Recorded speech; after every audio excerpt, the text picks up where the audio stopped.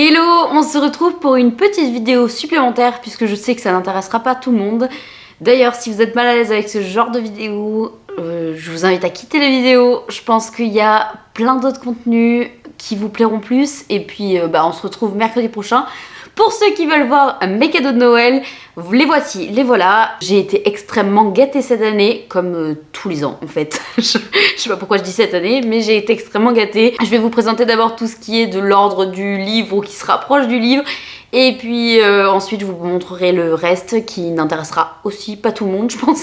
Mais voilà, c'est parti, on commence tout de suite. Au niveau des livres, mon frère a fait son traditionnel cadeau de livres Disney. J'ai donc eu Indestructible Violette qui est donc un Twisted Tale des Indestructibles et la phrase d'accroche c'est « Et si Violette devenait un agent de syndrome ?»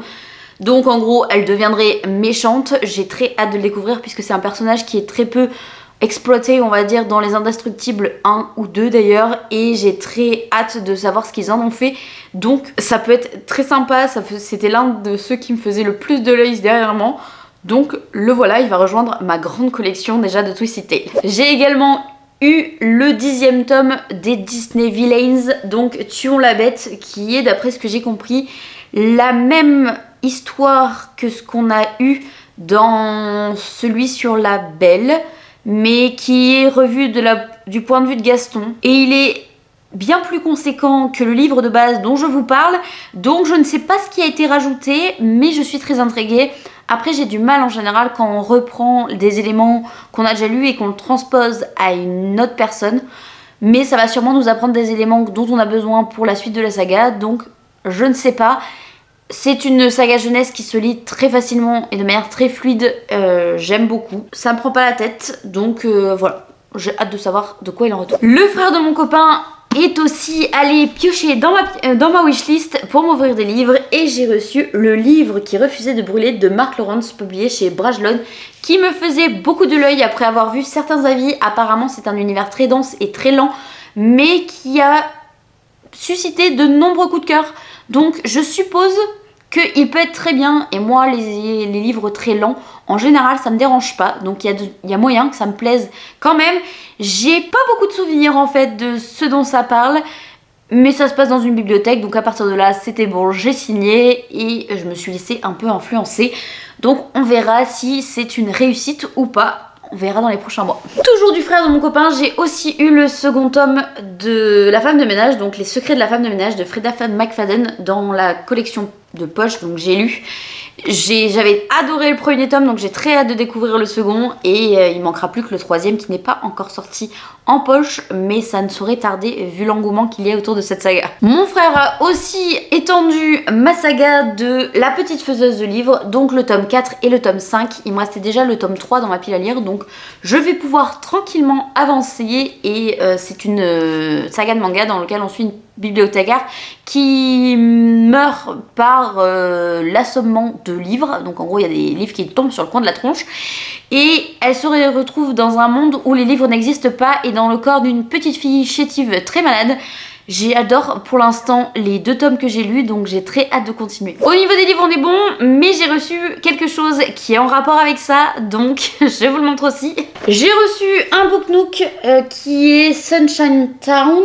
J'ai très hâte de le construire. Vous savez que j'aime beaucoup les loisirs créatifs, j'aime beaucoup quand ça me prend la tête, j'aime beaucoup mettre des petites choses dans d'autres. Bref, j'ai très hâte de le construire, et en plus mon copain a décidé que je voulais un thème sur les chats, donc pas mal de ce que j'ai reçu est autour des chats, je vous montre juste après.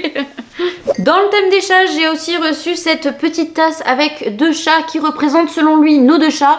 Donc Zumi ici et Salix ici, même si Salix n'est pas blanche, mais je ne sais pas pourquoi. Mais ça lui a plu, donc voilà, pour me construire des nouvelles boissons chaudes. D'ailleurs dans le kit qu'il m'a offert, il y avait un petit livre de recettes de boissons et mignardises. Donc les boissons me font beaucoup plus de l'œil que de la mignardise, parce que les mignardises c'est souvent long à faire et je ne suis pas très friande de la cuisine.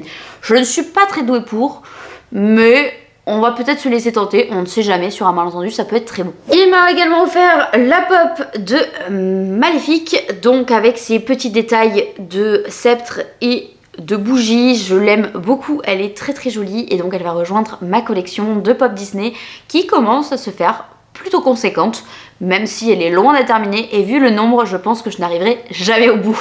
Dans les petites bêtises qu'il m'a offert, il m'a également offert une trousse licorne, parce qu'il a trouvé ça très rigolo, donc me voici munie d'une nouvelle trousse, avec une tête kawaii de licorne, et du coup visiblement ça s'ouvre par le haut, et il faut pousser pour faire sortir les crayons. Je ne sais pas si je vais réellement l'utiliser, parce que...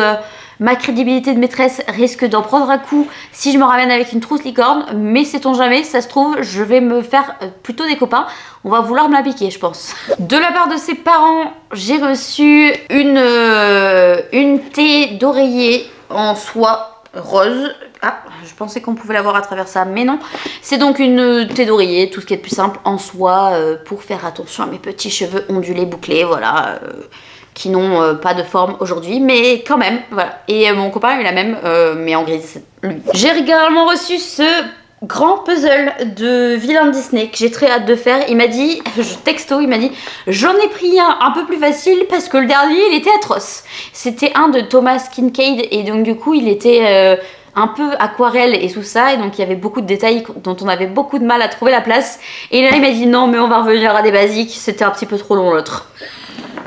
Il m'a fait rire, franchement il m'a fait rire, je comprends tout à fait et je le trouve extrêmement beau, donc il faut toujours qu'on termine celui dont je vais vous parler, mais je l'attaquerai tout de suite après. On a également reçu de la part de ses parents une salière et une poivrière de la marque Peugeot, donc on est rentré officiellement dans la vie d'adulte, je crois, parce qu'à partir du moment où tu reçois ça en cadeau, je pense qu'on est au max de l'adulisme, si je peux dire ça comme ça. C'est donc ces petites choses là que vous avez peut-être vues chez vos grands-parents ou chez vos parents, mais voilà, donc elle est active. Si j'appuie là, j'ai du sel qui descend en bas, c'est tout technologique. Fini les petites salières où tu dois retourner avec ta main, là non, c'est tout technologique, tout tactile, voilà.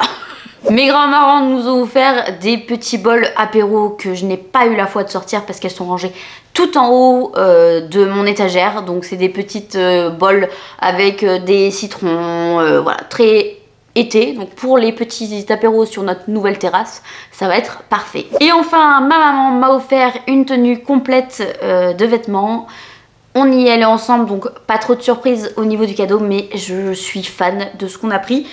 J'ai donc pris ce chemisier que je sais pas si vous le voyez à la caméra vu que j'ai toujours pas de retour écran.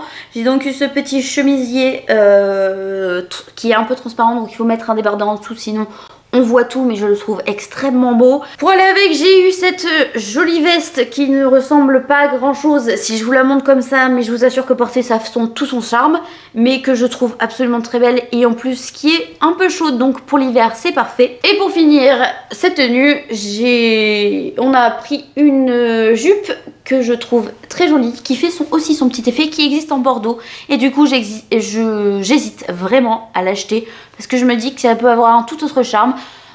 Voilà, on va voir dans les prochains mois si je finis par craquer ou non, mais voilà, c'était mes petits achats.